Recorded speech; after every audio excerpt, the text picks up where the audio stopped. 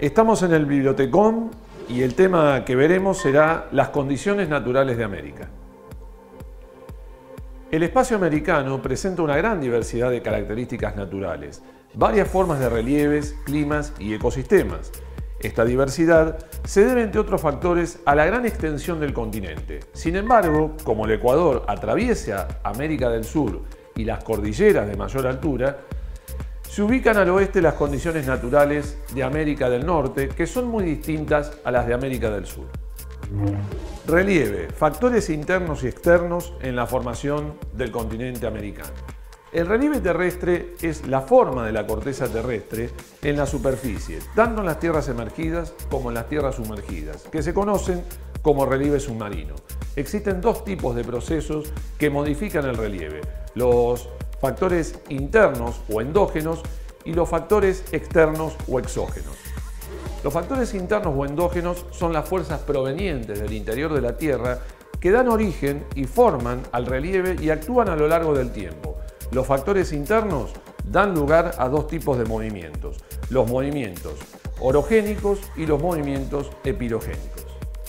Los movimientos orogénicos son producidos por la colisión o el choque de dos placas o capas terrestres, dando el origen a las cadenas montañosas, como por ejemplo la cordillera de los Andes. Los movimientos epirogénicos son movimientos lentos de ascenso y descenso de las placas continentales. ¿Cuáles son los factores externos o exógenos? Bueno, son los factores que erosionan o desgastan las formas del relieve existente, como por ejemplo el agua, el viento y la temperatura. El relieve de América. Si tuviéramos que ver un mapa físico del continente americano, allí podemos identificar los distintos tipos de relieve que se encuentran en el mismo. Para observar, analizar y estudiar un mapa físico podemos observar el color marrón oscuro, que sería las cadenas montañosas, a lo que le llamamos cordilleras, un marrón más suavecito que serían las sierras, es decir, elevaciones de mucho menor altura que una cordillera o una montaña. Por el otro lado también tenemos el color amarillo, que está identificándonos las mesetas, y el color verde, que nos muestra las llanuras dentro del continente americano. Vamos a comenzar a definir qué es una cordillera y qué cordilleras encontramos en el continente americano.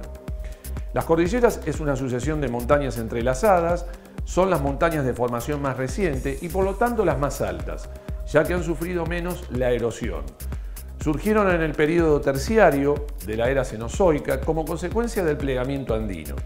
De este plegamiento se encuentran, por ejemplo, en América del Norte, las montañas rocosas o la cadena de la costa en la zona de México. En América del Sur hay un plegamiento o un relieve cordillerano clásico, que es la cordillera de los Andes. Hablábamos de las cordilleras y también tenemos que referirnos a las sierras. Las sierras son las montañas más antiguas, más bajas y con menor pendiente, debido a que fueron erosionándose durante el transcurso de millones de años. En América del Norte ubicamos los montes Apalaches, las sierras Madre Oriental y Occidental en México, y en América del Sur las sierras subandinas y las sierras pampeanas en el territorio argentino.